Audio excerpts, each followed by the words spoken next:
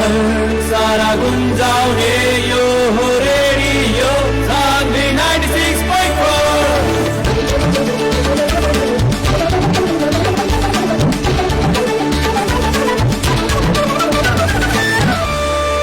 Radio Sanvi 96.4।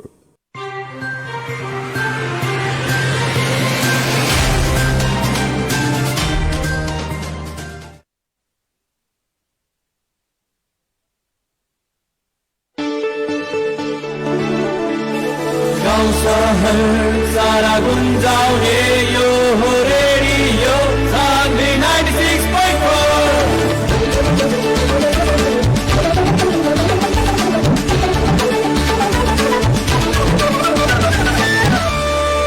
Radio Sanvi 96.4।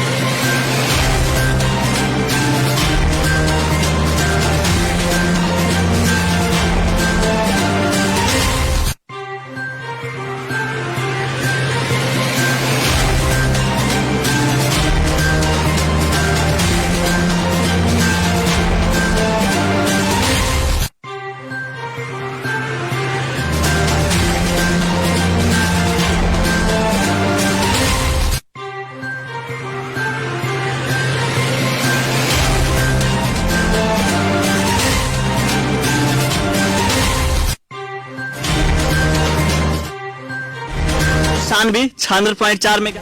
नमस्कार प्रणाम आदरणीय श्रोता, अभिरुवा सुनत वाने रेडियो सान्वी 96.4 मेगाहर्ट्ज कार्यक्रम आमने सामने के साथ हम कार्यक्रम प्रस्तुता विशाल यादव रौरा लोगन के साथ उपस्थित हो चुकल वानी। समसामयिक विषय पे निरंतर चर्चा रेडियो सान्वी के साथ रौरा लोगन सुन रहल वानी। कार्यक्रम आमने सामने के साथ स्थानीय तह में जितना भी जनप्रतिनिधि जी लोग जीतल बानी, बहुत ऐसा पालिका में बजट विनियोजन हो चुकल बाटे, बहुत ऐसा पालिका में कुछ लफड़ा रहल बाटे। अब मेन प्राथमिकता में का रखले बानी लोग, जहाँ जहाँ बजट विनियोजन भइल बाटे तहाँ तहाँ बहुत जगह शिक्षा स्वास्थ्य कृषि रहल बाटे।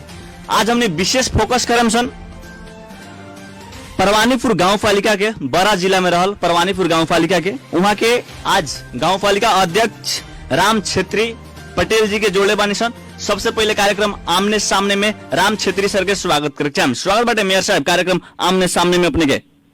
धन्यवाद। का हो रहल बाटे मेयर साहब? अभी गांव सभा के तैयारी हो रहल बा जी। गांव सभा आवे वाला बूथ भी एक रखल बा जी। रूरल के पालिका में बजट विनियोजन हो चुकल बाटे। हमनी के नीति तथा कार्यक्रम 10 गते मगर भइल बाटे जी। अब वही सिलसिला में तो कुछ हमनियों के मतलब कि और चीज के तथ्य सत्य तक ले जाके और काटने पर जनता के प्रत्यक्ष जी सरकार के विषय हमने मतलब इस समय से सखीसन कह के मतलब हमने लागल बानी। नीति तथा कार्यक्रम में रउरा लोगन मेन प्राथमिकता काथी लेके चल रहल बानी लगन?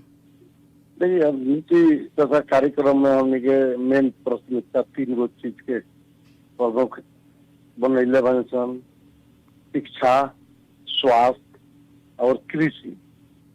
जी। ये 3 गो चीज के हमने मतलब प्राथमिकता में रखले बानी सन। एकरो से थोड़े में रह के हमने के मतलब कि जे बजट के निर्धारित करब। जी। शिक्षा, स्वास्थ्य, कृषि के जहाँ तक बात बता रहल बानी, शिक्षा में कौना ढंग से रउरा ध्यान रखेम? और शिक्षा में अब तो अभिन के संदर्भ में जी हमने के गाँव पालिका में हमने के रहिला 2 महीना जितना भइल, अब इनके संदर्भ में 2 महीना से कमे बा। अब इनके संदर्भ में मतलब दीजिए प्रत्येक स्कूल में शिक्षक लोग के कमी बा। जी विषयगत टीचर में के लोग मावी में प्रावी के शिक्षक लोग से काम चलावल जा रहा बा।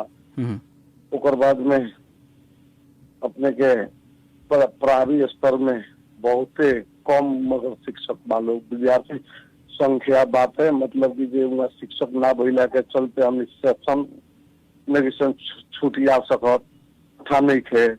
सब चीज पर मतलब कि जो हमने के काफी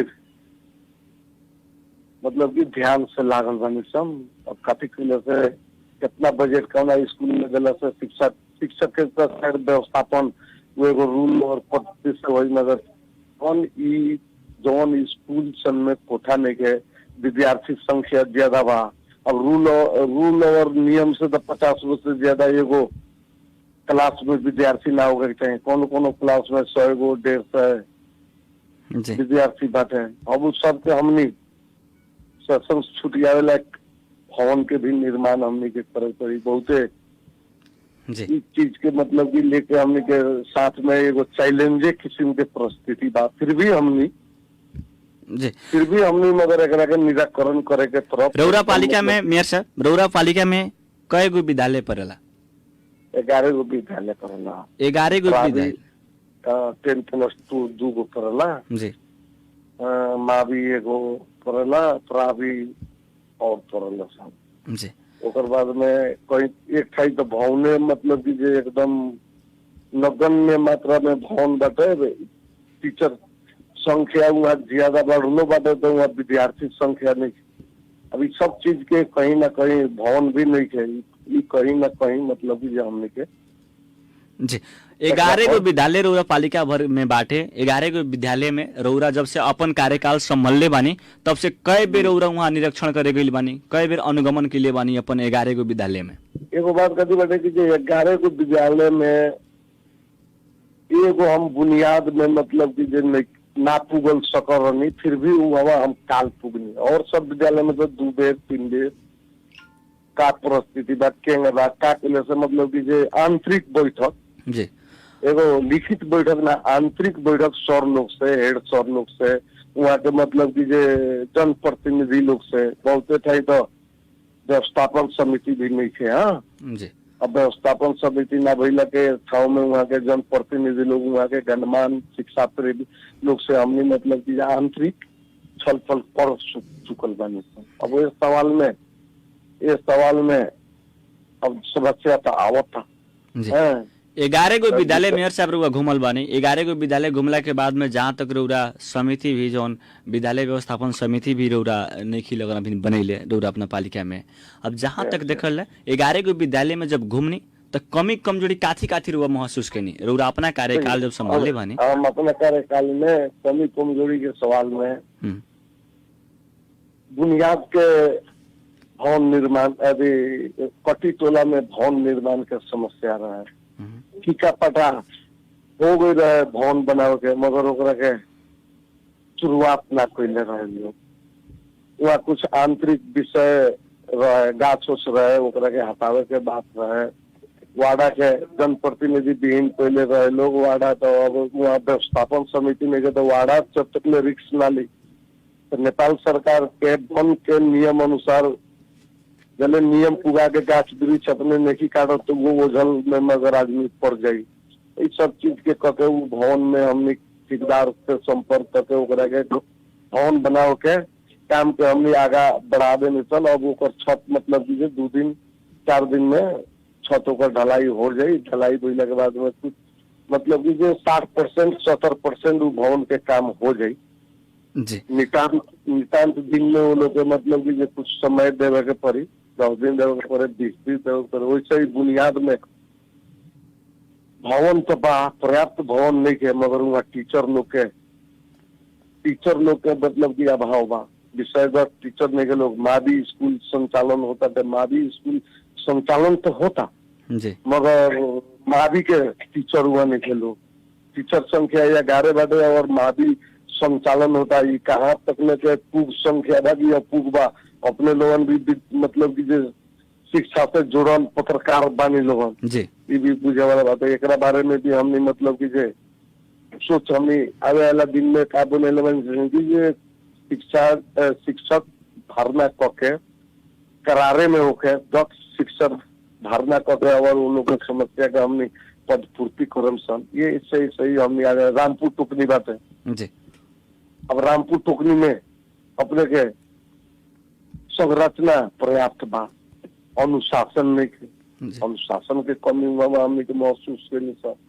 जब मतलब कि एगो स्कूल अनुशासन हो गए के चाहिए उ ना देखने तब ओकर बाद में वाड़ा अध्यक्ष जिससे हमने मतलब कि 3 बेर बढ़ गए, 3 बेर बढ़ गए वहाँ इसमें जी। अब वहाँ बैठने के बाद वैसे ही अब गौनहरी में एगो प्रभावी बा, वहाँ एगो टीचर वालों 150 विद्यार्थी बा है, वैसे ही मुसहरी में बोलत तले एगो टीचर के हमने मतलब कि जे व्यवस्थापन कर सकनी है सन, वो जे बाहर से ले आके यहाँ ले लिए सन। अब ऐसे ही लिपनी 10+2 बा, यानी विज्ञान भवन ओहो में के समस्या कोठा का समस्या बा, वहाँ तो और सब कुछ पर्याप्त बाटे मगर कोठा नहीं के एक और स्कूल में 1.5 एक और क्लास में 1.5 मगर 700 विद्यार्थी बा, वहाँ जब भैला के बाद में कोठा ना भैला के कारण से शासन हमने निगसन छटियावे सकत। बहुवरी में अब चैनपुर में बाटे तो वह शिक्षक बाटे लोग, विद्यार्थी संख्या भी ठीक बा, कुछ वहाँ के परिस्थिति ठीक बा। अब बहुवरी में बाटे तो पुरनका घर जी। वहाँ का अपने के टेलीफोन संपर्क से विहीन हो चुकल बानी, फिर से वहाँ का टेलीफोन संपर्क में जोड़े का अधिकतम प्रयास में बानी सन जी। वहाँ का हमने अधिकतम प्रयास में बानी सन टेलीफोन संपर्क में जोड़े के, हमने बहुत जल्द वहाँ के टेलीफोन संपर्क में जोड़े सन। हमने प्राविधिक मित्र जी बानी वहाँ के जोड़े के प्रयास में बानी।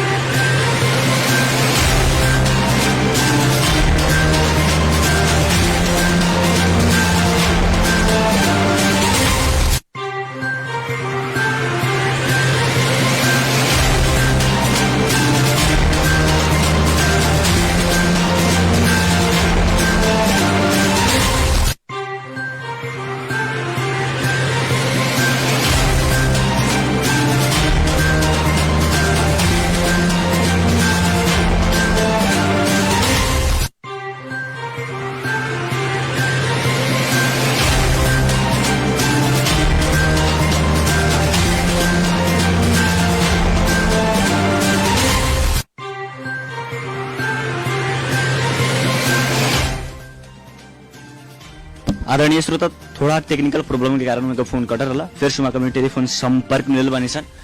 मेयर साहब, जहाँ तक रुआ शिक्षा में विशेष रुआ बता रहल बानी जे यहाँ कमी कमजोरी रहल बाटे, विभिन्न कमी कमजोरी रुआ बता रहल बानी, ओके सुधारे का अधिकतम प्रयास में बानी सन। रुआ अपना कार्यकाल में सुधारे में कह, जहाँ तक ये भी बात रुआ कह रहल बानी। वास्तव में देखल है रुआ गाँव घर में घूमत बानी मेयर साहब, अनेकन गाँव ठाव में जा रहल बानी, जनता से भेंट रहल बानी, अनेकन बात सुन, अनेक हर लोग के रुआ बात सुन रहल बानी।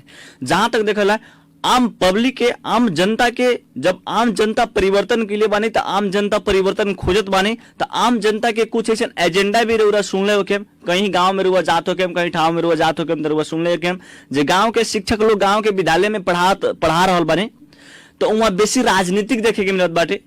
ई गांव के शिक्षक लोग अपना गांव में ना पढ़ा के दूसरा गांव में जाकर पढ़ाएं, दूसर गांव के शिक्षक लोग आके ई गांव में पढ़ाएं, लेकिन अपना गांव घर के शिक्षक लोग अपना गांव घर में जन पढ़ाएं, उनमें विद्यार्थी बढ़िया तरीका से नहीं पढ़ सकत, गार्जियन भी शिक्षक लोग पर टाइट नहीं कर सकत, वहाँ के स्थानीय गार्जियन लोग भी बोले में डरात बाटे। क्या लागत है, कैसन बा अपने के पालिका का? अब सबसे ये बारे में तो हम सबसे एगो मूल्य बात का कि शिक्षक वर्ग लोग एगो सम्मानित, मतलब कि जो ई पद एगो सम्मानित पद है, ये पद के मतलब कि बहुत भारी गरिमा होला जी, मगर कहीं ना कहीं कहीं ना कहीं हमरा आज से ना हम ई जो जनप्रतिनिधि आज बोल बनी सामाजिक कार्यकर्ता के हैसियत से भी हम इस चीज देखे के हमरा काम मिलेला कि वो लोग अपना कर्म प्रति ही खुद जिम्मेवार और भरोसा ना करेला लोग। शिक्षक कहल शब्द हुए वो लोग नेपाल सरकार के स्कूल में पढ़ावेला लोग, जी। मगर वो लोग के जो बाल बच्चा बाटे वो बोर्डिंग में पढ़ेला, जी ई बोर्डिंग में पढ़ेला, निजी स्रोत के निजी व्यवसाय के मतलब कि जे स्कूल में पढ़ेला। यदि वो लोग अपना कर्म प्रति वफादार रही तो वो लोग के बाल बच्चा भी स्कूल में पढ़े। जी। लेकिन इस सब के परिवर्तन खातिर स्थानीय सरकार ये बाटे, तो- तो स्थानीय सरकार के कैसन कदम रही जब स्थानीय सरकार देखिए, के हमर- ये हमर पावर बिहार मिलल में- बाटे शिक्षक लोग के सर्वे करे के, अपने के पावर बाटे मेयर जी शिक्षक लोग के सर्वे एगो करे आंतरिक सरुआ करे के हमने के लगे दिल कहता है आंतरिक उनसे सरुआ ना। हमने कर सकता नहीं। जी यदि आंतरिक सरुआ से हमने के परिस्थिति में सुधार लेके आवत तो एक संबंधित निकाय में हमने बात रख सकता है। हूँ हमने चाह के करिए देमसर कह के मतलब कि वैसन दावा तो ना हो, मगर प्रयास कैला के बाद में संभव भी हो सकता। प्रयास कैल जाए तो संभव हो जाए जैसा हम महसूस कैले बनी। जी। जनता अब की स्थानीय सरकार के ऊपर पहले तो कुछ प्रगति ना देखनी लोग स्थानीय सरकार से, पहले के जितना भी जनप्रतिनिधि लोग रहनी रुआ अपना नजर से देखी, जे परसा जिला के बात के लिए चाहे बारा जिला के बात के लिए जनता परिवर्तन के लिए बनी कि ना? जहां गलत बाटे जहां गलत, जहां सही बता सही, जनता सही परिवर्तन के लिए बनी। जहां जी, तक जी। शिक्षा में जब कौन ऐसा कमी कमजोरी हुई तो आम जनता मेयर साहब रुआ के खोजी, शिक्षक लोग के ना खोजी, आम जनता रुआ के खोजी। जे रुआ हाथ में जब पावर बाटे स्थानीय सरकार बाटे तो स्थानीय सरकार के दरवाजा ठोकम सन, दूसरा के दरवाजा ना खोलम सन जाके। ठीक बात बाटे। ए पर तो हमरा मतलब कि हम एमे का कहब, देखी कहीं ना कहीं हम चिंतित बानी। जी चिंतित ये बात से बानी कि जे यदि हमरा के जनता भरोसा करके और विश्वास करके अपन अमूल्य मत देले बाटे, यदि वो परिवर्तन हम ना दिखा सकम और लोग खानी ही मतलब कि जे एगो अब कथी अविश्वास के भूमि में पहुंचते रह जाए तो कहीं ना कहीं हम भी विश्वास गुमाएं। जनता जनार्दन होला और जनता के अभिमत से के प्रतिनिधि बनेला, तो हम वो लोग के शासक ना है, हम वो लोग के सेवक बन के प्रस्तुत हो गए और एकरा के सही 100% उत्तर के मतलब कि जे परीक्षा में पास हो ही कह के हम प्रयासरत रहे। अब कितना पास होता नहीं ये तफसील के विषय होई। जैसे कि जो हमरा 2 महीना लगभग 2 महीना मगर शपथ ग्रहण लेला भइल बाटे लगभग। जी तो कभी बात की हम अभी अध्ययन के क्रम में बानी। जी। अध्ययन के क्रम में रहला पर एक्शन और रिएक्शन दोनों मतलब कि जे साथे साथे होखेला। 6 महीना कौन 6 महीना अध्ययन में चली लंगर हुआ लोगिन, 6 महीना के बाद ना। जनता पूछबे करी। ना 6 महीना तो हमने जेबे ना करम सन। हमने के तो आखिरी आषाढ़ बीती सावन के में हमने अपन मतलब कि जे ई प्रक्रिया चल रही सन। सावन में चलम सन लेट से 10 गते बाद तक ले हमने वचन भी लोग से स्कूल में जाके अभिभावक से प्राध्यापक लोग से हमने वचन भी दे रहा कि हमने अपने के समस्या जल्दी से जल्दी मतलब समाधान करम सन कह के हमने कह रहा। अब खाला के क्रम में 2-3-4 दिन लेट हुई ऐसे कि जो हमने अपना वचन प्रति कटिबद्ध बनी सन। ये बात हमने के मन में एकदम मतलब कि जे लाग रहा बा। मेयर साहब- लागत देखे मेयर साहब एक बात और ही बार हुआ से शिक्षा स्वास्थ्य कृषि के बात करनी है, स्वास्थ्य की बात जी। की ले, स्वास्थ्य में कौना तरीका से राउर ध्यान बाटे, स्वास्थ्य में कौना तरीका से रुआ परिवर्तन करे वाला बानी और की एकदम बात? एकदम एकदम राउर जो प्रस्ताव बा स्वास्थ्य के बारे में सबसे पहले हमने रगत दान जीवन दान जो कहल जाला ना, जी तो हमने गाँवपालिका स्तर पर रगत जौन हमने के गाँवपालिका के नागरिक के बीमारी में ब्लड के जरूरी पड़ रहा बा, यानी रगत के जरूरी पड़ रहा बा, ओकरा के तो हमने निःशुल्क कर दिल बा। ओकरा के गाँवपालिका में निःशुल्क कर दिल बा। दूसरा वर्ग पर आधारित हमने बूढ़ा दलित एकल दलित ना ओमे मतलब कि जो सांप्रदायिक बात नहीं है, ओमे मतलब कि वर्ग विश्लेषण करके गरीब आदमी के लोग के जौन की जे वर्ग बीमारी होता है तो कौन अच्छा हॉस्पिटल से समझौता करके उन लोग के वर्ग बीमारी हॉस्पिटल में तो पैसा लागी, वो पैसा गौपालिका से हमने मतलब कि उन लोग के निःशुल्क उपचार होई, मगर गौपालिका ओकरा के बेयर करी। ओकर बाद में 15 सैया के हॉस्पिटल एगो अवधारणा नेपाल सरकार का अवधारणा अनुकूल गौपालिका में एगो दिले बा 15 सैया के हॉस्पिटल। तो परवानीपुर गौपालिका कुछ वार्ड हाईवे से जुड़ल बा, कुछ मतलब कि हाईवे के भीतर बा जौन गाँव पड़ता रसन, जैसे रामपुर मुसहरी बुनियाद ऐसा जौन गाँव बा। 2 वार्ड के बीच में हमने 15 सैया के हॉस्पिटल के हमने प्राथमिकता में दिल सन। जौन परवानीपुर पहले हेल्थ पोस्ट रहे, वो हेल्थ पोस्ट पर हमने ये हॉस्पिटल बनाल जाए। ऐसे कि जो हमने तो हाईवे में बानी सन, यहाँ से तो हमने के बड़ा बड़ा हॉस्पिटल भी हमने के अगल बगल में बाटे, जहाँ हॉस्पिटल के पहुंच नेगे पुग सकत, डगडर के पहुंच नेगे पुग सकत, वहाँ डगडर के पहुंच पुगो कह हमने रामपुर के ठाव एगो रोज लगाली। दूसर में कथी बटे कि जौन हमनी के गौपालिका में प्रत्येक वार्डा में एगो स्वास्थ्य चौकी सरकार निर्धारण के बा। उन निर्धारण अंतर्गत वहाँ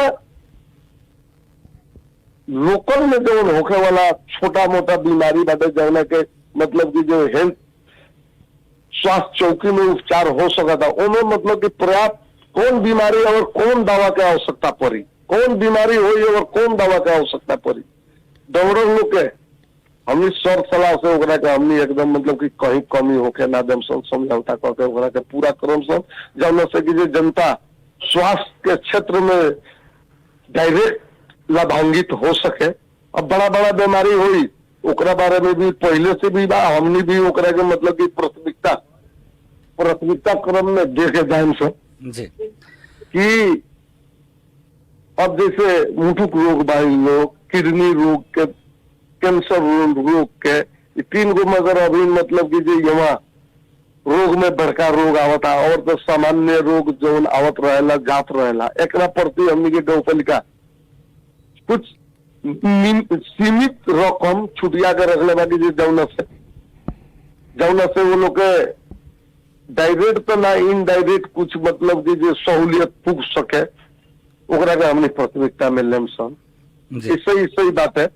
तो जैसे 3 तरह के सरकार मध्य प्रत्येक पहले जिला स्वास्थ्य के मतलब कि जो प्रमुख रहे लोग, अब तो गौपालिका प्रमुख बना दिले बा। स्वास्थ्य में, शिक्षा में शिक्षा अधिकारी के रूप में तो यहाँ जो प्रत्येक गौपालिका में ये कुछ शिक्षा अधिकारी मतलब कि जो समान के गौपालिका स्तर के तुक दिले बा। कृषि में जेटी गौपालिका में तुक दिले बा। तो ये लोग से हमने तो विज्ञ नहीं सन, हमने एगो जनप्रतिनिधि हैं। तो जनप्रतिनिधि और विज्ञ लोग में तो अंतर होला। हमने जनता के माज में जाके जनता के निसाफ दे सकता नहीं, मगर ये सब करे लायक तो विज्ञ लोग की आवश्यकता पड़ी। और जौन विज्ञ के हमनी के नेपाल सरकार प्रत्येक गौपालिका में स्थापना करके और हमनी के अधीनस्थ में देने वाले, तो ओकरा के हमनी उन लोग के परिचालन करके और जनता का अपना मतलब कि जो सौ विवेक से अपन मतलब कि गौपालिका के रकम लगा के और ओकरा के हमनी सुविधा देम सन। एक किस्म का हमनी के शिक्षा में मतलब कि जो रखले बने सन। अब देखिए जी, अब स्वास्थ्य के भी रूरा परिवर्तन के ओर ले जाए कह के भी बात रुआ कहनी है, ब्लड फ्री बाटे हमनी के पालिका के जनता के खातिर वो भी बात बुढ़ा के निःशुल्क बुढ़ापा के वर्गीय विश्लेषण पर निःशुल्क हमने मतलब कि जो इलाज भी कराम सन कह के अपने से एमे देखिए हर गांव में पक्ष और विपक्ष रहल बाटे। एमे खाली रौरे मने अब जहां तक देखल है हर गांव ठाव में हर स्थानीय तौर में पक्ष विपक्ष रहल बाटे। आम जनता के प्रश्न रहल बाटे ई जौन निःशुल्क रुआ उपचार कराम तेमे खाली रौरे टीम के आदमी रही, रौरे पार्टी के आदमी रही कि दूसरो आदमी के निष्पक्ष भावना से हो सकत है का? एगो बात कर भाई अपने के कहीं लागल प्रश्न हो जी कोई होतो बाटे, मगर हमनी ये मामला में कहीं पक्ष विपक्ष ना करम सन, निष्पक्ष विपक्ष एकदम निष्पक्ष, ऐसे हम निष्पक्ष करम सन।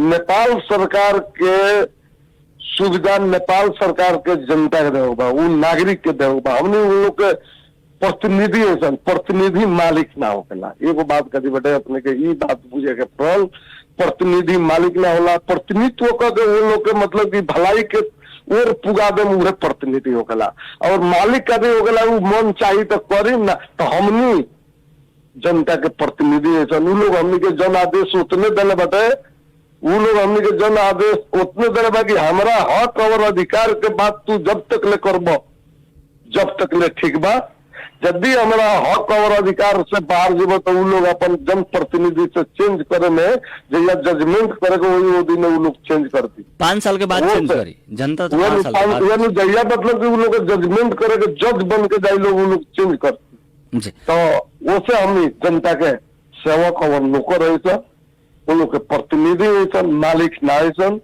मालिक हमने कभी सपना में भी ना सोचम सन बने गए कैसे जी कि वो लोग अपन अमूल्य मत हमने के विश्वास करके दिले बा। जी हम ई बात कहम, वो पक्ष विपक्ष के अपन एगो और कल्पना मत टिप्पणी रौरा ऊपर उठ रहल बाटे, राउर पालिका के जनता, राउर गांव के जनता भी कुछ लोग कह रहल बानी जे मेयर साहब के जो पर्सनल गाड़ी रहल बाटे उ गाड़ी कबो काल के उप मेयर जी के अश्विन यूज करेनी, वहाँ के बिरगज जाला उ गाड़ी बुला के लियावला कह के, कहाँ तक सच्चाई रहल बाटे मेयर से?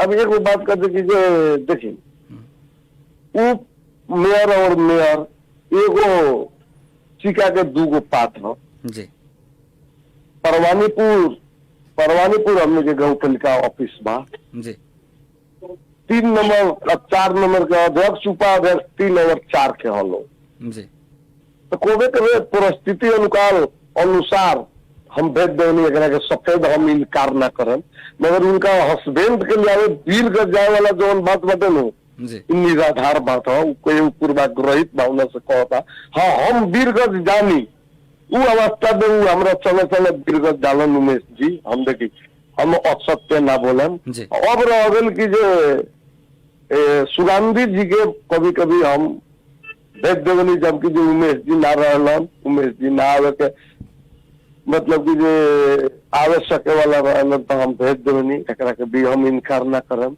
मगर उनका के स्पेशल गाड़ी दे के रौदा के हम गाड़ी दिले बानी कह के ये बात था जे भी अपने के लगे आवाज उठैले बा जी कहीं ना कहीं उनका तंका पूर्वाग्रहित लागल हो, हमरा लागत है उनका आवाज। जी लेकिन जनता के जौन प्रश्न बाटे जौन हमनी के पूछे जी जी तो वो ओकरे के हम प्रश्न करते शायद प्रश्न करते। साथे साथे बात के लिए मेयर साहब रौरा पालिका में बहुत युवा लोग बेरोजगार बने, बेरोजगारी अवसर में देखा रहे तो बहुत युवा लोग बेरोजगारी के कारण सही रास्ता पर नहीं गलत रास्ता अपना रहल बनी रौरा पालिका का बात के लिए समग्र रूप में तो, लेकिन ये बेरोजगारी अवसर के रोजगारी अवसर में परिवर्तन करे के खातिर कैसे एजेंडा ले आयल बानी कि ना? देखिए नेपाल सरकार के नीति ही बेरोजगार बढ़ो पहुंचे जैसन बात है, मगर हमने स्तरीय सरकार के नाता से यहाँ के बेरोजगारी तत्काल में तो हल ना कर सकब सन। उद्योगपति लोग भी हमनी के नगद दिगर में बा, हमनी के गाँव पालिका में बा, वो लोग हमनी के भाईचारा वो लोग से बा, हमनी के जनता बेरोजगार बा, वो लोग के मतलब की जो बेरोजगारी हमनी के सर पर कहीं ना कहीं हथौड़ी खानी मार रहा बा। हमनी उद्यमी भाई बंधु लोग से रिक्वेस्ट करके और एकरा के समृद्ध वातावरण में इस बेरोजगारी के समस्या का हमने समाधान करे के खोजम सब। यदि समधुर शब्द अथवा व्यवहार के उन लोग के मतलब की समझ ना आई, उद्योगी समुदाय के लोग के समझ ना आई, तो हमने ओकरा बाद में का करम सन कह के हमने ओकरा बारे में सोच बनाएम सन। अभी लोग किसी के कोनो सोचने के मेयर साहब जहाँ तक देखल है रौरा परवानीपुर गांव पालिका से बानी, रुआ वहाँ के जनप्रतिनिधि बनी, स्थानीय सरकार बनी, मेयर बनी, जहाँ तक देखल है। अब एगो बात कथी उठत बाटे परवानीपुर जीतपुर सिमरा लगायत हजारों फैक्ट्री रहल बाटे, अथाह फैक्ट्री बाटे। वो फैक्ट्री में जब वो फैक्ट्री खुलेला, वैकेंसी खुलेला, नेपाल के लोग फॉर्म भरला और बिहार के लोग कहाँ से चलावेला? देखिए जौन वैकेंसी के बात अपने कहनी नू, जी वैकेंसी वाला बात जो नेपाली लोग जौन में समावेश रहता है, जी नेपाल के ऑनर में समावेश रहता है, विशुद्ध रूप से मतलब कि नेपाल प्रति, नेपाल के राष्ट्रीयता, क्षेत्रीयता, समुदाय के प्रति जो मतलब कि जो समर्पित रहता वह वैकेंसी निकाला था। कुछ ऐसा फैक्ट्री तो ऐसा बात है कि जो कौना बेरा होकर मतलब कि जो फैक्ट्री बनल आ कौना बेरा ना जनप्रतिनिधि लोग के था लागला जैसे हम महसूस करेंगे ना उ लोग था देवे के चाहेला ना मेयर साहब कार्यक्रम के अंत में बानी साहब सुन ली बात अपने सुन ली एगो उ लोग ना नेपाल प्रति वफादार बा, न नेपाली जनता प्रति वफादार बा, न राष्ट्रीयता वो लोग के लगे बा। ये बात पर हम काफी चिंतित बानी जनता के प्रतिनिधि बना कर। रौरा अपना पालिका के ऊपर कितना वफादार बानी बताएं। रौरा पालिका में मेयर साहब, रौरा पालिका में भी कुछ फैक्ट्री पड़ेला, वो फैक्ट्री में बिहार के लोग काम करता, रौरा पालिका के लोग काम नहीं करता और पालिका के युवा लोग बेरोजगार बानी। वो बिहार के लोग फैक्ट्री के साउथ से, फैक्ट्री के मैनेजर से कोऑर्डिनेट करें। सुनी ना, हम तो कोऑर्डिनेट एकरा के इतना मतलब ग्रास रूट से एकरा के हम कर दें जो उ लोग हमर मतलब कि जो प्रस्ताव के सहज स्वीकार के और हमरा के हाथों मालो के उ लोग स्वीकार लिया, हमरा इतना आशा बा। ऐसे कि जहाँ लाभ होला लोहे बिलाभ होला, तो उ लोग के लाभ बाटे और हमनी के बिलाभ होई तो हमनी के लाभ के भागीदार उ लोग बनाई। ऐसा मतलब कि हमरा और दूरदर्शिता अविश्वास नहीं के उ लोग हमनी के लाभ के भाग भी बनाई, मतलब कि जो बिलाभ में अभी हम निपटाने से हम लाभ हुए लोग दी कह हमरा आशा बात यदि ना देवे के सोच बनाए लोग तो स्थानीय सरकार के हैसियत से हमरा और भी पहल करे के पड़ी तो हम करे लोग के हमरा पूर्ण रूप से मतलब कि जो दिमाग में बा। लेकिन ये काम कब से शुरू हुई? ये काम देखिए हम तीनों क्षेत्र के काम सावन से शुरू कर देंगे, ऐसे भी आषाढ़ में तो हमरा फुर्सत नहीं के पड़त जी। अब सावन भी बेसी दूर भी नहीं है, दूर नहीं है तो आषाढ़ में मतलब कि जो हमनी के फुर्सत देके हमनी के 31 गते तक ले लगभग 31-32 के महीना बाद 31 गते तक ले लगभग हमने इंगेज बनी सन जी। उसके बाद में 5 दिन 7 दिन हमने थोड़ा मतलब कि सब चीज के मतलब कि जो मिलायम सन, लगभग 10 गते से हमने हम फालम सन और निश्चित बात है कि जो ये समस्या सब भाई अच्छा से स्वीकार कर दो, उद्योगी लोग भी, व्यापारी लोग भी, हमारे परवानीपुर के नागरिक लोग भी स्वीकार करें। कुछ समस्या बातें कार्यक्रम का अंत में बानिसन, कार्यक्रम का अंत में अपन संपूर्ण पालिका के जनता से रुआ का कहे के चाहे? हम ये बात कहें कि हमरा के उन लोग जनप्रतिनिधि बनेले, उन लोग के हम जनप्रतिनिधि है, वो लोग हकार मत करो, हमरा पर विश्वास करो, धैर्य धारण करो। शायद हम बहुत जल्दी से जल्दी अधिकांश समस्या के सॉल्व करें और वो लोग से हमार निहोरा बा, विनती बाटे कि वो लोग हतार ना करी, हमरा विश्वास भी बा। हम यह बात कहें हम उन लोग के प्रतिनिधि हुई, भगवान के साक्षी रख के उन लोग सब समस्या के समाधान करम, हम उन लोग के अपील ये कर। चलिए जनता के भी अपने से अपेक्षा बाटे जब आवेला दिन में कुछ परिवर्तन हो, जब हमने परिवर्तन के लिए बनी तो मेयर साहब भी कुछ परिवर्तन करके दिखाई, जो जनता भी रउरा के सराहनीय तरीका से रउरा के रिस्पेक्टेड देखे के मिले बार बार जनता के नजर में। धन्यवाद मेयर साहब समय देने के लिए। धन्यवाद अपने लोगों के भी अमूल्य समय दे के हमारे जनता तक ले आवाज पुगनी परवानीपुर गांव पालिका के तरफ से और हमारा तरफ से धन्यवाद बा जी। धन्यवाद। आदरणीय श्रोता, हमने के साथ बनिए परवानीपुर गांव पालिका के मेयर राम छेत्री पटेल जी, बारा जिला के परवानीपुर गांव पालिका के मेयर बानी वहाँ के। और वहाँ के विशेष बात कहनी है, सावन 10 गते से हमने जौन फैक्ट्री बाटे वो फैक्ट्री में बात करम सन, जेंग हमरा कोऑर्डिनेट करे के पड़े ओंगे कोऑर्डिनेट करके हम अपन युवा लोग के समावेश कराव के अधिकतम प्रयास में रह के बहुत ऐसा बात वहाँ बताइए शिक्षा स्वास्थ्य पर। और समय बहुत कम रहा हमनी के पास और प्रश्न तब अथाह रहा, लेकिन समय बहुत कम रहा।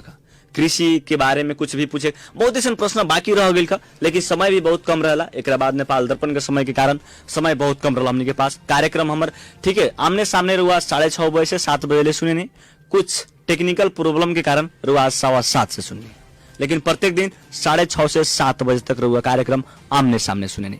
आदरणीय श्रोता, कार्यक्रम रहुआ लोग सुन के साधनी एक खातिर बहुत बहुत धन्यवाद देते। साथ में टेक्स सपोर्ट करके साधनी सत्येंद्र जी, वहाँ के भी बहुत बहुत धन्यवाद देते। कार्यक्रम आमने सामने से हम कार्यक्रम प्रस्तुता विशाल यादव छूटे के चाहे सुनत रहे रेडियो सानवी 96.4 मेगाहर्ट्ज।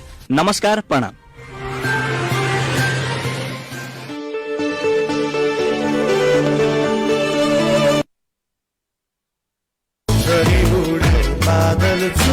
नमस्कार, म गायक अनि संगीतकार रवि रिमाल। अहिले तपाईहरु सुन्दै हुनुहुन्छ सूचना र मनोरञ्जनको संगम रेडियो सानवी 96.4 मेगाहर्ज।